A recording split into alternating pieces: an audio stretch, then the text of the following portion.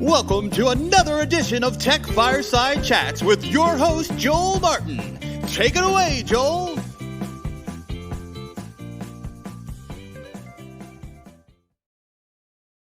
Hey, Josh.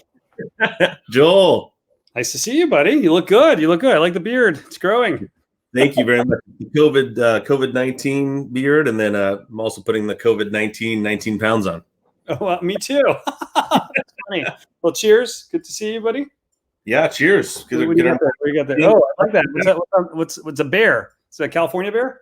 Yeah, we went to a Black Bear Diner, excuse me,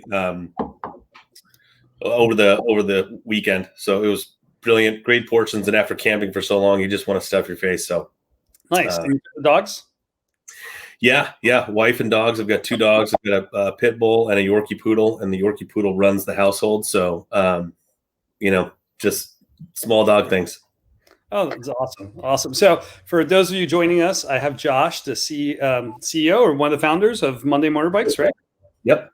Nice. And we met, and it seems like a lifetime ago, we met at CES, which is the Consumer Electronics Expo in Vegas, 2015? Yeah. 2015. You guys brought the first, one of the first Monday Motorbikes. You'd just been on TV, you'd been CNN, and I just randomly ran into you. And I'm like, what's this? I've seen this before. It's an electric moped. And we started chatting. And man, you've been all over the place since then. So maybe we start there. We met at CES. You just launched. Tell me your story. You started on the Monday in San Francisco in a garage, and let's go with the roller coaster.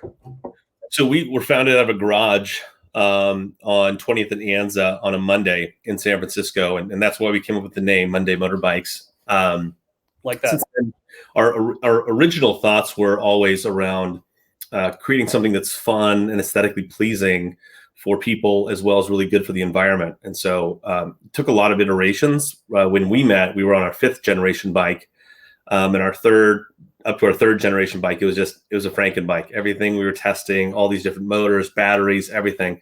And so when we launched our 5th generation bike, all of a sudden everyone was just like, what is this thing? Is it a motorcycle? And we're like, no, because it falls under federal guidelines for electric bicycles. So you don't need a license. You don't need a registration.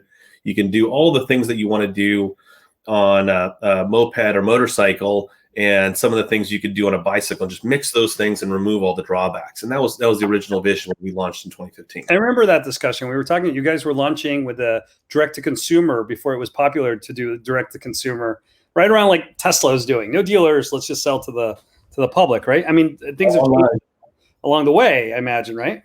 Yeah. And when we first launched, we launched on Indiegogo, and there was a lot of people who were fans, but they all said, there's no way a $6,000 bike, it was $6,000 then, now it's $4,500. But back then they said, there's no way someone's going to buy a $6,000 sight unseen electric motorbike. It's not going to be able to be done. And we raised over $250,000 on that. And we broke 3 crowdfunding records at the same time. An example for those was like the highest price item ever fully funded in crowdfunding history and the highest per capita raise in crowdfunding history.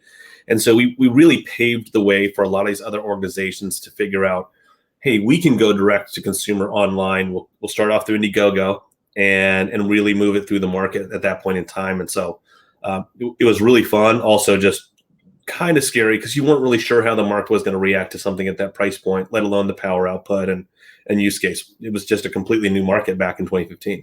Yeah, I mean, you're cutting edge, right? Like this EV moped retro looking bike that's highly connected, has all these cool features, best in class, right? And I think you had the retro styling, but the modern technology, which I thought was really, really cool. But yeah, I know all about launching the best. I think I was there with Brightbox at the time. We were at the AOL booth, not too far from where you were at, because there was the Outside Expo. I think Gen Z was there. They were launching. A whole bunch of different things were happening in the space. And I'm selling the $5,000 phone charging system, best in class, most expensive charger in the world. And, we're competing with like $10 cables. I totally understood where you were at. I remember the conversation now. But let's fast forward. You guys just launched a new bike this week, right? Yeah. So ever since the COVID issues have occurred, we were like wanting to launch this bike right at the premium buying or the prime buying season, excuse me, which is typically summer. Mm-hmm.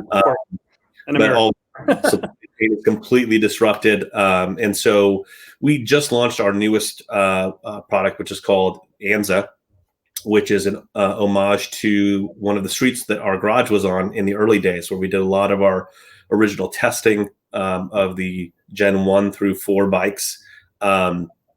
And we just said, hey, you know what? We're going to make this new product, and we're going to have it with the similar cafe racer design inspired by the motorcycles and mopeds of the 60s and 70s. And at the same time, we're going to get it at a price point that is about $1,500, which is a third of the price of the Gen 7. So we still have that really cool electric cafe racer design, but at a price point that is palatable for the general market, including guys in college. I would have loved to have one of these. So we just launched that on Monday, last Monday. Yeah. And it's been flying off the shelf. We were really excited, very similar to the early days on Indiegogo. We weren't sure how the market was going to react because we were making a $4,500 premium product with high power output, really creating kilowatts. So we're doing a 500 watt and a 750 watt versus the Gen 7 has 5,000 watts of power. Okay.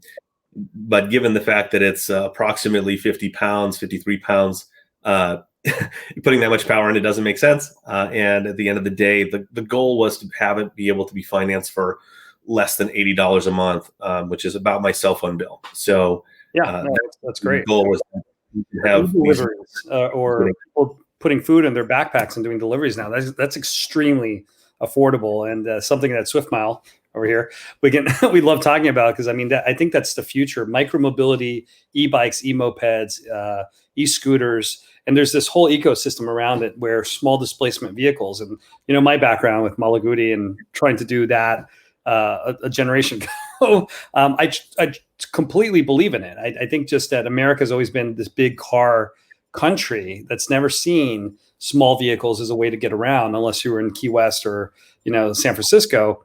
But now, even though gas prices are really low, people are actually embracing micromobility. I see e-bike sales are through the roof, bicycle sales are through the roof. People are buying their own e-bikes, they're buying their own mopeds. I think you've been sold out. I remember something. Almost always. I mean, every time we have just stretched out. I want to echo what you're saying. We're noticing that as well.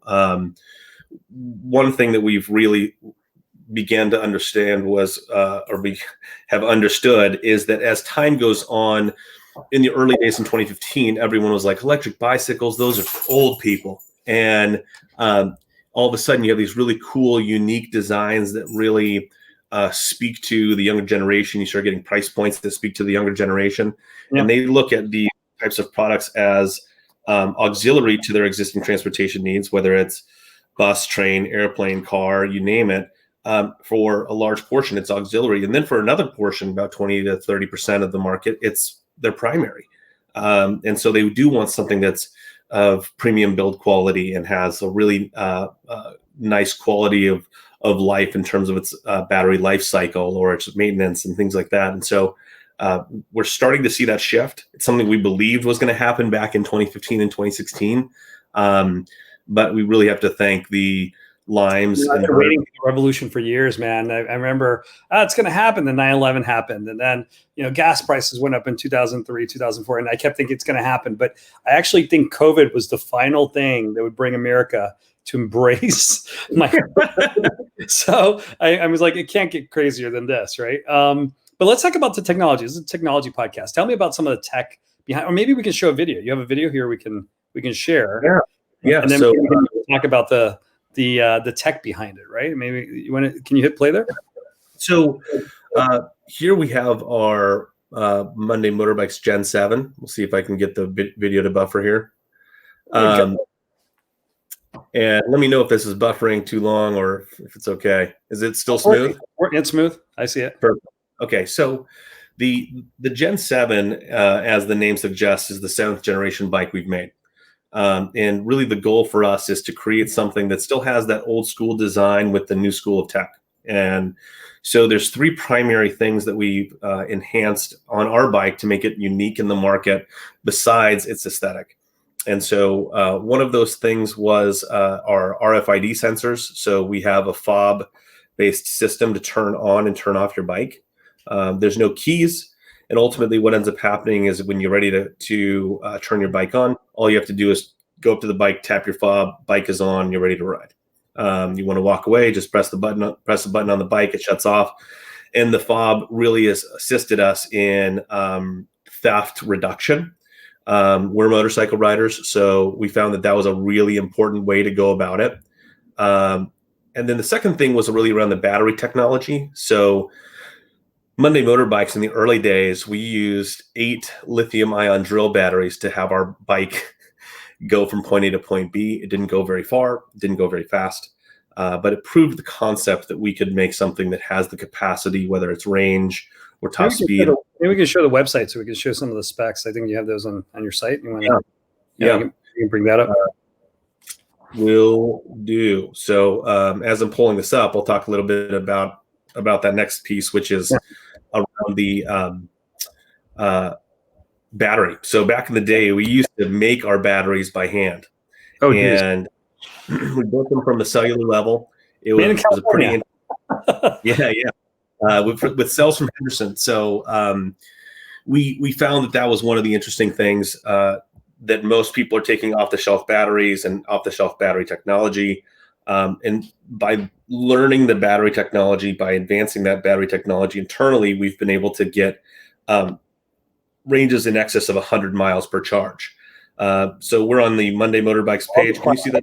Sorry, I being that I had a collection of mopeds, I like the classic, just open frame. It looks like a mix of a bicycle and a moped. It's really cool. Yeah. Sorry. Keep going. No, you're right. And so about the battery, ultimately, we were able to create a battery from the ground up that has the capacity to reach an excess of 100 miles on a single charge. And you're finding existing companies today will talk about its top speed. They'll say, we'll go 80, we'll go 90 miles an hour. And you're like, okay, that's crazy. But also you're getting like a 10 to 15 mile an hour range. And so for a lot of people, that's something that, range anxiety is always real. It's always in your face. And so with Monday, we decided, hey, let's make something that's really unique in the fact that with our unique battery technology, you can actually ride for weeks without charging it. We have a lot of people that do that. So that's a secondary piece of technology that we thought was pretty darn interesting. And then the third is the mid-drive. So we use a mid-drive motor versus a lot of electric bicycle and electric motorbike companies or do the rear hub. So that's a motor that sits in the rear wheel versus the center of the frame. And so with that mid-drive, we're able to get better torque, better efficiency, as well as keep that cafe racer aesthetic still pretty true.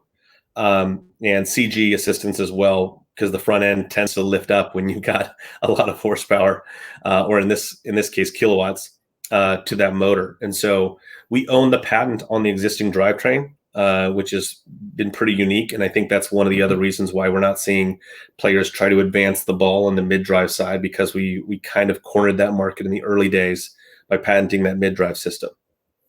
Let me ask you about the connectivity to the network. Is that something that, so maybe you can talk a little bit about that technology.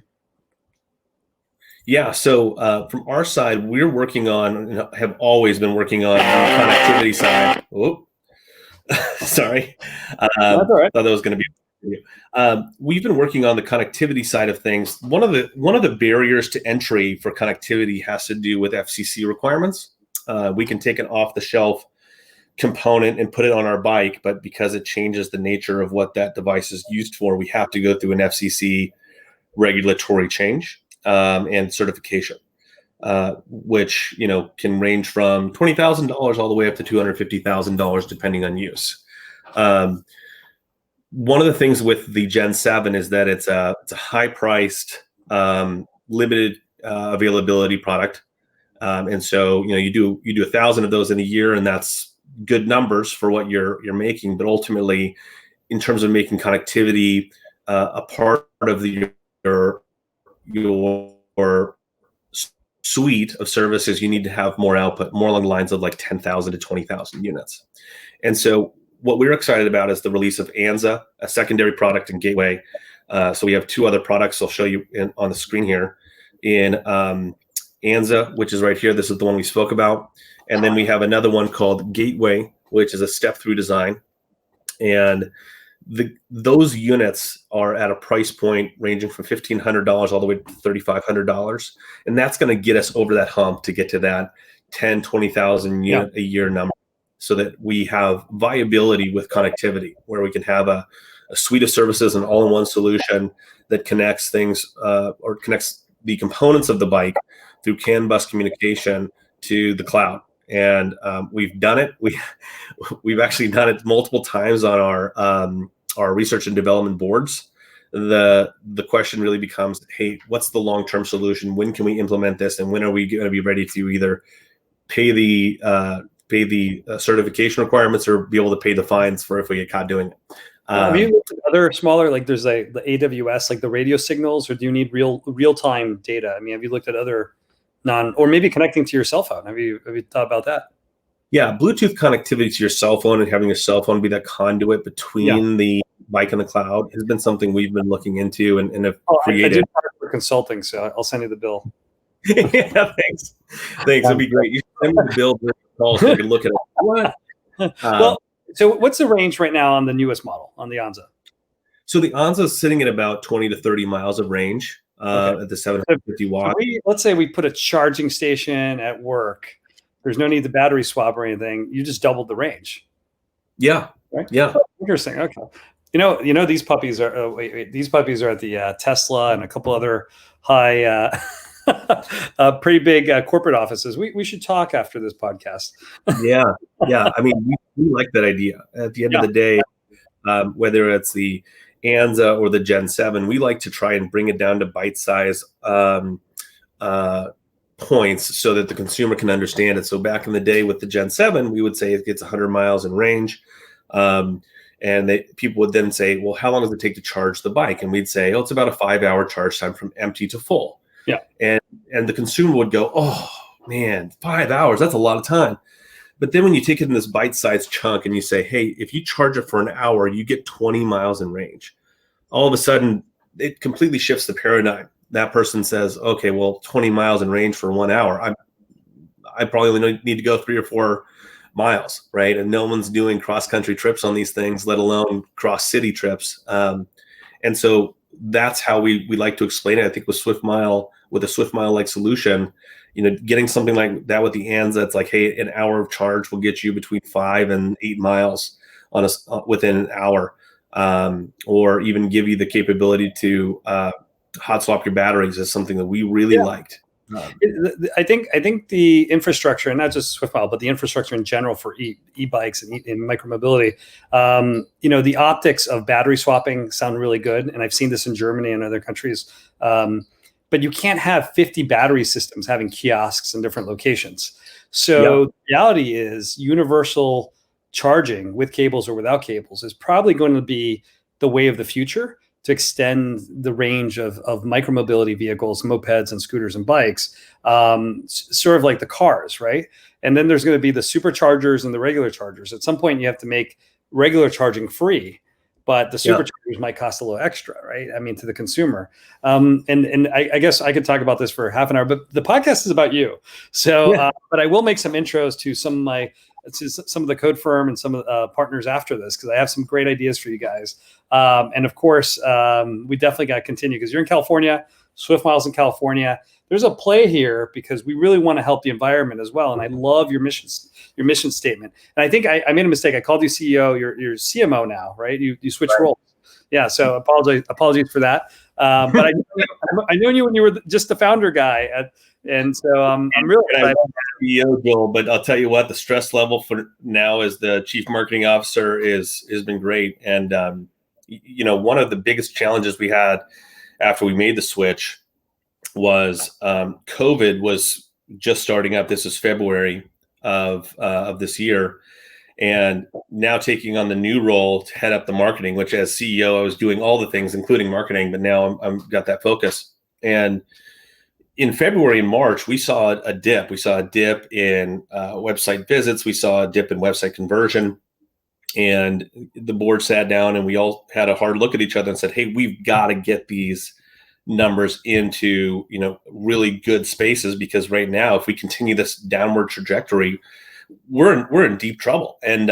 So in the new role, one of my favorite things that we did is we changed our online paid advertising strategy, and then changed the way we approach the funnel on online sales, which I love. I'm a data guy. I love looking at Google Analytics. That, for me, a date night is sitting down and me looking at Google Analytics with my date, right? Or with my wife in this case. And so what we did is we changed the model. We changed the way we advertise. We changed the specials. We changed the way that people travel through the funnel and find the product that is right for them. And between that March period and June, we saw an uptick in sales and new users by about 300%. And that's continued to grow through September now, at a rate of about 50 to 60% growth month over month.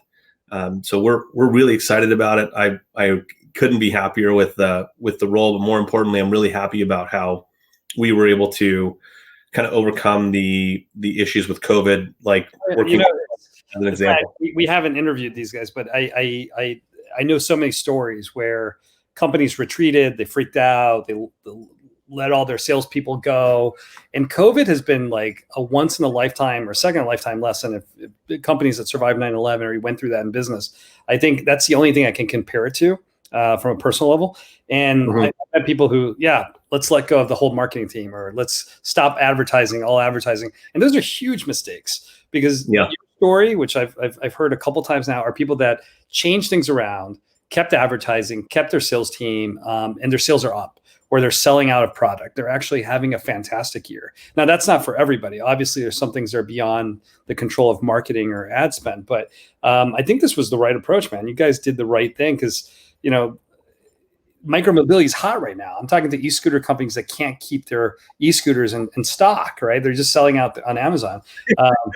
So there you go. But, and there's just the guys that just had that, like, let's freak out response. Let's get rid of all the employees. And this happened across verticals, different industries that, you're talking about the catering industry, restaurants, hotels, the hospitality, events, retail, like everybody had a different reaction. And I love hearing the not the freak out story, but the guy who, let's analyze the data. What does Google tell us? How do we switch, pivot to hybrid or different, or take the customer experience to a different virtual, and you guys are doing great. So congrats to that.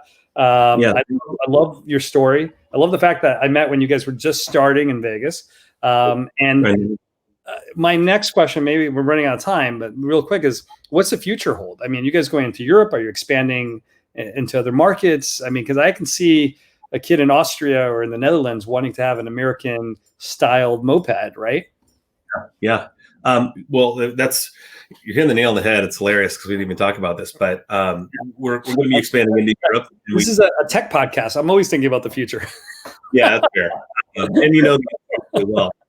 But we're going to be moving to the European market. We're actually working on homologation for a couple of units now. Okay. And then shortly after that, Australia. The goal here is always, a lot of people are looking at the Chinese and Indian market. I think that if you hit those markets, which are great, if you make that type of product, it's kind of a race to the bottom. We think that the less price sensitivity in the European and Australian markets will really help us, specifically in Nordic countries. They love two wheels, and we love that they love two wheels. So we're going to be launching those products out there probably by the end of the year is when we're going to run the full announcement about timelines and what products and suites we'll be offering out there. But that's going to be what's in the future. Then we have 2 additional products that are still finalizing research and development. Because we were doing it in the garage in the early days, we can now kind of continue to drive that focus on the customer experience, use case, and things of that nature to drive really fun and innovative products, and not another one that's like, oh yeah, you guys do this pedal assist bicycle, and then someone else comes along and says, me too, right? Yeah, has to be about the customer experience, the ride itself. Yeah, and I think Anza does a good job of staying true to our design feature some functionality and design language. And we really do think that the new bikes we're going to launch by the end of the year are going to be really good as well. Okay, good. Any last thoughts on life? Because I do expect to drive one of these soon, and this can't last forever. But what are you, besides growing a beard? What are you watching? What are you streaming? Tell me about Josh. What are you doing with your dog? And what is happening during COVID? What do you recommend our viewers? I mean, there's a lot of time to go sit down and watch The Boys on Amazon. Oh my God, season 2 is amazing. Yeah, I have the whole comic book run, the original. Yeah. So they're pretty adult. I would say that. This is like the part that's not safe for work podcast, but as long as but I love Garth Ennis, the writer. I mean, the original, the creator of The Boys. Yeah. Yeah. Punisher, Preacher. Wow. Yeah. Oh, I've tried to get into it, but not too crazy. But it's the other thing that's been really fun is with new product launch and things that I've been working on personally is just we get access to so many different musicians and movie stars and stuff like that want to connect. And I used to have Gene Simmons calling me at the office asking for a free Malaguti. I'm not swear. I mean, these are stories. Like I hung out with Hugh Hefner and like motorcycles and scooters just attract rock stars. We used to have American like rock stars just show up at the Malaguti factory in Bologna, and they'd be like, "Joel, this gentleman says he knows you. He wants a tour of the factory. What do we do?" I'm like, give him the tour. Joel, come on by. Yeah, I mean, but that's what happens. Like, whether it's Keanu Reeves or whoever, celebrity tends to like shiny things, and this is a cool shiny thing you got here, man. Yeah, thank you. And it's all during COVID. It's just been phone calls and FaceTime videos, and just trying to stay connected with people, whether it's new or existing customers or fans or family or anything like that. I mean, it's crazy because we're more connected than ever, and less connected than ever. I feel like weird when I'm around the crowd. I get scared. Right. We'll do one of these high fives as we end the call, but it doesn't feel right. But it's one of those things that I think COVID is created a lot of really good opportunities for people to learn on how to connect on a personal level, even though you can't be in person. And so we've just really been training that, and then spending a lot of time with my wife. I've been married for a little over a year now. Oh, congrats.